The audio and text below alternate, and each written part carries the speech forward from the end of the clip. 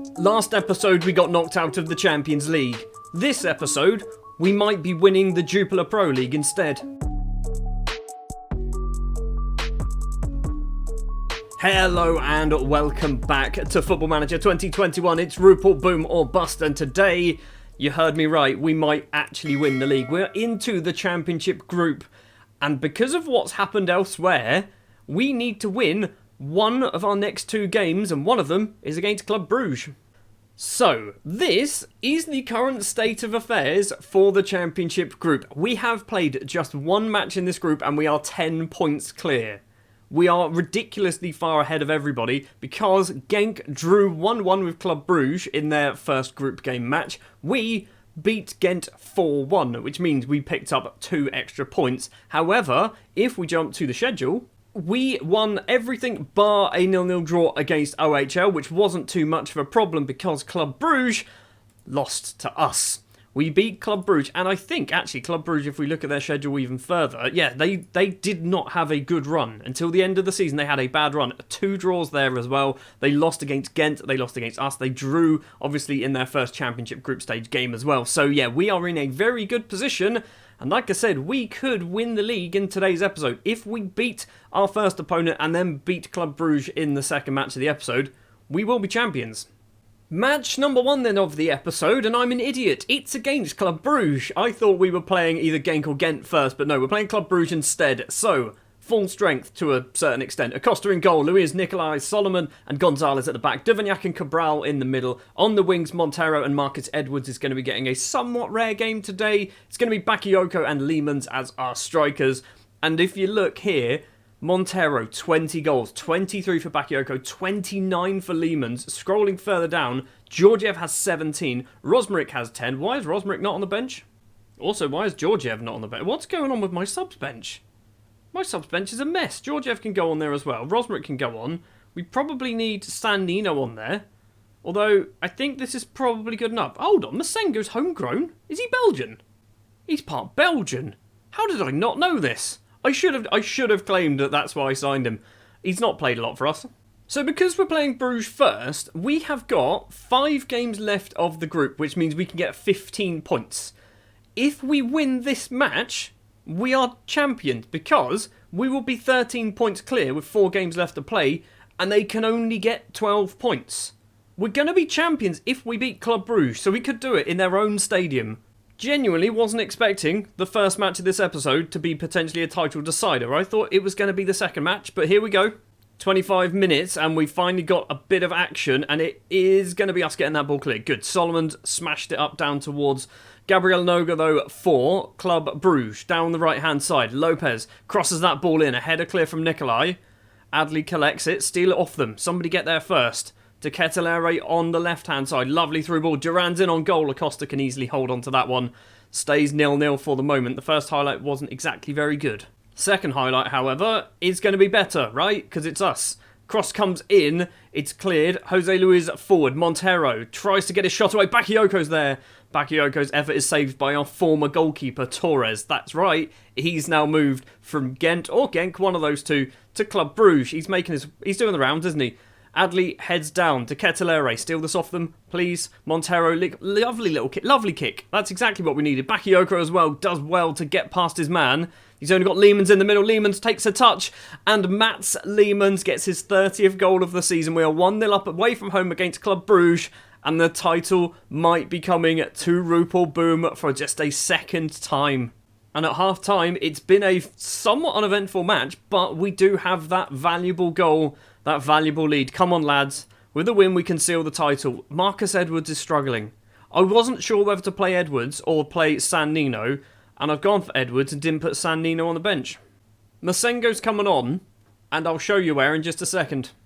Right back. He's coming on as a right... He's even right-footed. What am I doing? He's right-footed. So, basically, I'm bringing off Edwards for Masengo. We're then going to push Richard Gonzalez up to be a left winger. Luis is going to go over from the right back position to the left back position. Masengo's going to come on as a right back because I sorted out my subs bench and I just ballsed it up. Nicolai with a free kick. 4 minutes into the second half. Masengo, the makeshift right back, has small hair in the match engine. It's kind of annoying. Bakayoko chests that ball down. It's cleared, but not very far. Bakayoko has another chance. Cabral. Play it across. Duvignac needs that. He's passed it straight to De Smet. What are you doing, Cabral?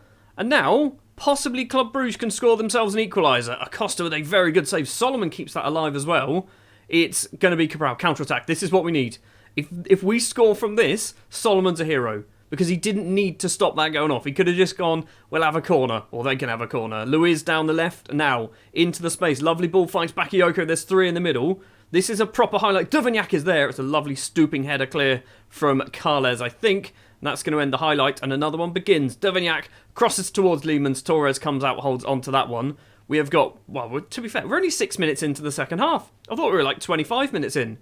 Torres runs around his area, kicks it over the halfway line. De Smet heads down to Duran, who is possibly going to win maybe Belgian Player of the Year, something along those lines, Player of the Season, because he's been really, really good apparently for Bruges. I haven't noticed. It's going to be Lopez's corner. Get it clear, get it clear. Acosta comes out with a lovely television save, and that's the highlight. Good. Another one begins with a free kick, and it's in. It's Rogério Niakosi with the equalising goal for Club Brugge. That's not ideal, is it? It's not ideal. We're still going to be, if it stays as a draw, we're still going to be 10 points clear at the top of the table with just 12 points up for grabs, so we still can win it in this episode. Lopez to Nordlinder, now Nkomo. Down the right, Cabral, I think, was with him every step of the way. Duran's there and De Smet's there, and it's a sudden turnaround. What's happened? If we lose this game, we are not going to be crowned champions in this episode.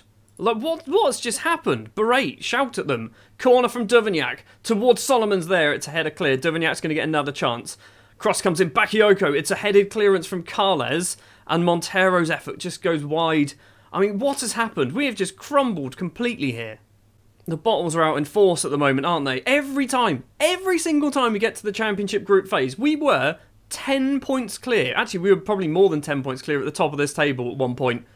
And we are still potentially going to throw this away. Cross comes in. Leemans isn't going to get there. We've got minutes. Couple of minutes left to play. Duvignac's going to get himself a second yellow card. We're down to 10 men. We're going to lose to Bruges. Richard Gonzalez, since being pushed up to the left wing, has dropped to a 6.2. Starting to think I might have been the problem here. This is what we're going to go for the final minute or so. Basically, I brought on La Rosa. I brought on Georgiev. We've kind of rearranged. We've got Bakayoko sitting as an attacking midfielder. I don't think it's going to work. I genuinely don't think it's going to work, and we're going to lose 2-1 against Bruges. Maybe even 3. Hold on, we've got the ball. We've got the ball. Is it going to be super sub Georgiev? It's a terrible effort. Why did you go for a long-range effort, Georgiev? Why did you do that? You had nobody with you. You could have taken about 5 or 6 more steps. Instead, you go for a long-range effort. We lose 2-1 against Club Brugge. I am not happy. Unlucky? Unlucky? I'm disappointed. That's why. Hands on hips. Teapot stance. I'm disappointed. Gonzalez was rubbish. Cabral was rubbish. Duvignac gets himself sent off. Throw the water bottle. Furious at you guys. 4 games left to play then. We are 7 points clear at the top of the table. We need to play, I think it's Genk. I think it's Genk that we need to play. If we beat them, we can potentially go back to 10 points clear with only 9 available. If Club Brugge lose their game, when are they playing their match? When are they? They are playing Ghent on the Monday. We are playing, I assume, Genk then on the Sunday. We play first. Let's try this again, shall we? Right, Genk this time, also away from home. I feel like that's part of the problem. We're playing away from home. It's going to be Acosta in goal. Luiz, Nicolau, Solomon and Gonzalez at the back. Radakovic and Patino will be the central midfielders today because in the last match, both of our central midfielders were garbage. Cabral got himself, he was just awful, wasn't he? And then Duvignac gets himself sent off, which means obviously can't even play in this game. Montero and Sannino on the wings. Bakayoko and Rosmaric today will be our strikers. I've somewhat unfairly dropped Leemans, but Rosmaric's good, and I like playing Rosmaric, okay? So technically, a win here could win the league if Club Brugge lose against Ghent. It's going to be such an anticlimactic winning of the league if that's the case, but I guess that means that after the next match, we then might pick up the trophy at the end of that one. Sannino with a free kick, 5 minutes on the clock. Solomon's there, and Mohamed Solomon gets his 6th goal of the season already. Already against Genk, we are 1-0 up.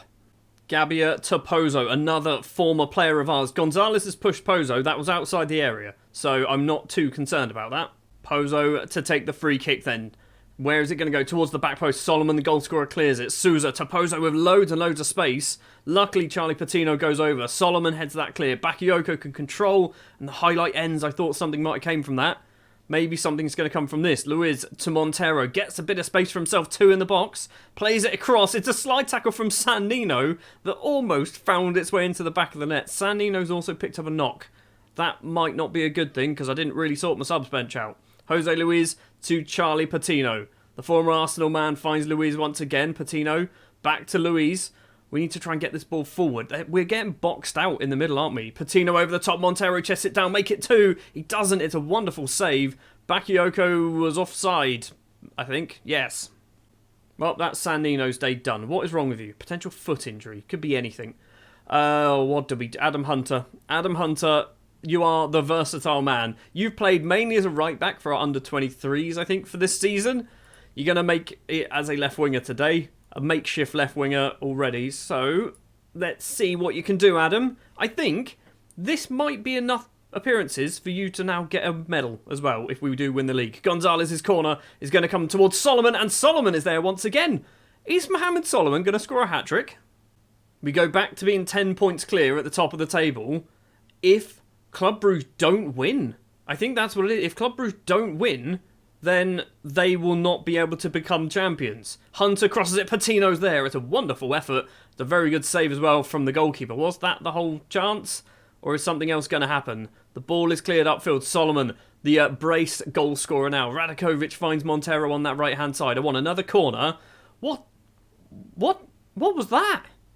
Half-time then, and 2-goal Tony. Mohamed Solomon is the man to potentially be getting us the title. I know winning this game doesn't mean that we are going to be champions, but it puts us basically in a very, very good position. I'm not happy with your performance. Rosmerick is demotivated. That's not good.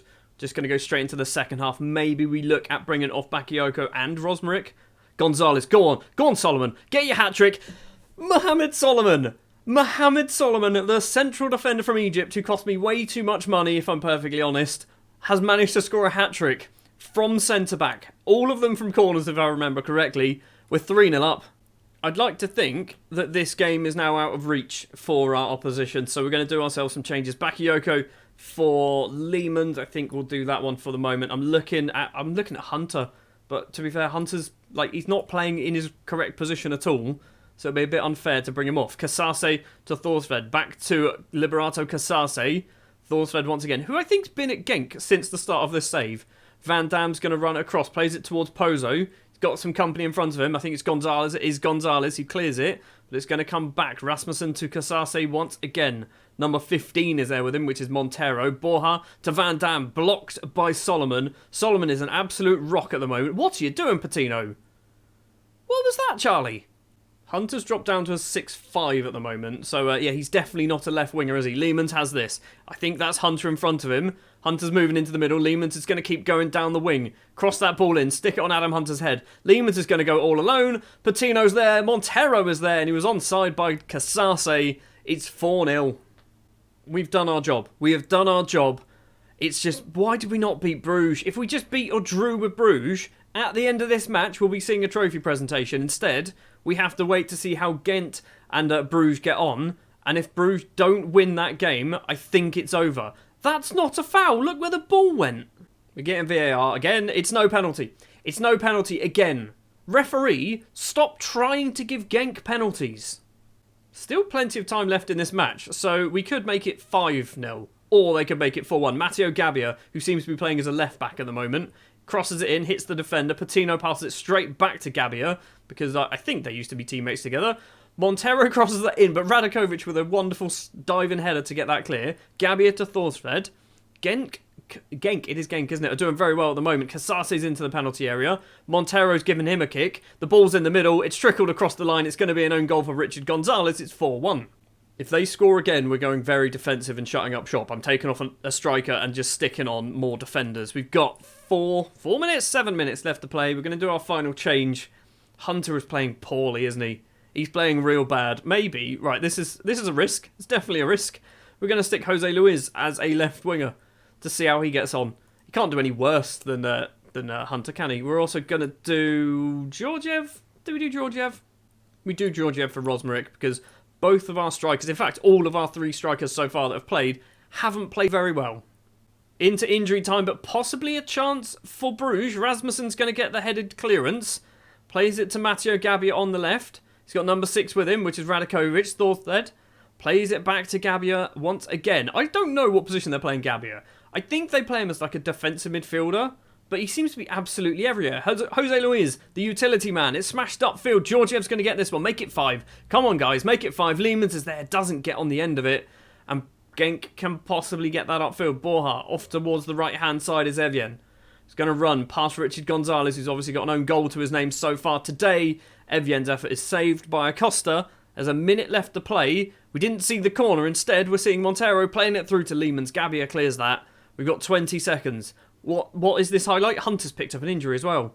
That's another injury. What is going on here? So, Hunter's throw. Montero controls it. Back to Hunter. He's been tackled. Thorstvedt with 2 really good slide tackles. Really good slide tackles. We've got ourselves another throw. We're 20 seconds over the 94, guys. It's 4-1. We've won the match. Why are we still playing? What poor control that was from Montero as well. What's this highlight? What is going on with this highlight? I bet the whistle's just going to go. There you go. Waste of time, that highlight. It's 4-1. But I guess the bigger news... I say bigger news. It's not bigger news. It's 4-1. Solomon scored a hat-trick. And we now need Bruges to never win a game ever again. And we are champions. That is all we need to do. If they never win, we can lose every single game from this point to the end of the season. As long as Bruges lose or draw one of their final 4 games, we're champions of Belgium. So, 10 points clear at the top. Hunter's out for a few days. Bruised ankle. 1 day. You're out for a day, mate.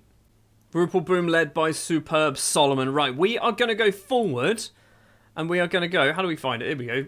Going to go and come back the other side of the Club Brugge game.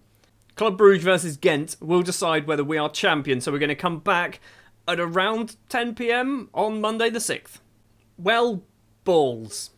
Balls, balls, balls. Club Brugge then beats Ghent, which means we go on to one further episode then in this series. This season, that's what it's called, because we're still not technically champions. And you know what we got to do in the next episode?